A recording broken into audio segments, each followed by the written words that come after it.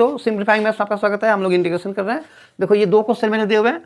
So first is I equal to under root 1 minus sine x dx। अब देखो ये under root का मतलब पावर 1/2 होता है। वहाँ पावर के अंदर ये एल्जेब्रिक नहीं है, यानी कि x द पावर n नहीं लगेगा। ये क्या है, ट्रिगोनोमेट्रिक है, वो भी अलग अलग 2 टर्म्स है। हम सेपरेट भी नहीं कर सकते हैं, मतलब under root 1 minus under root sine x ऐसे तो लिख नहीं सकते। हमें इनको ऐसे फॉर्म में चेंज करना है जो इंटीग्रेबल हो। कैसे करेंगे, 1 माइनस कॉस थीटा का फॉर्मूला बताया हुआ है ना, मैं यहाँ पे साइड में लिख देता हूँ। 1 minus cos theta equal to 2 sine square theta by 2, और जो साइन 2 थीटा होता है वो 2 sine theta into cos theta.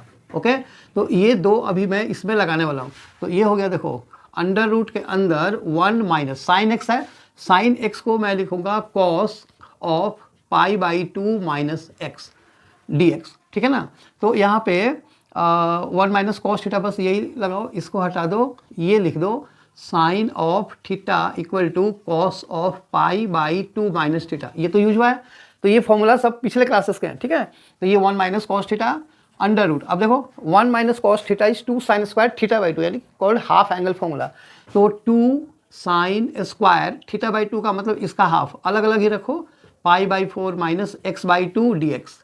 फिर ये क्या बन गया, ये बन गया √2 अलग हो गया, और उसके बाद sine of pi by 4 minus x by 2 D x. अब ये क्या बना, अब बस हमें इंटीग्रेट करना है। इंटीग्रेट करोगे तो √2 साइन थीटा का इंटीग्रल क्या होता है, माइनस कॉस थीटा।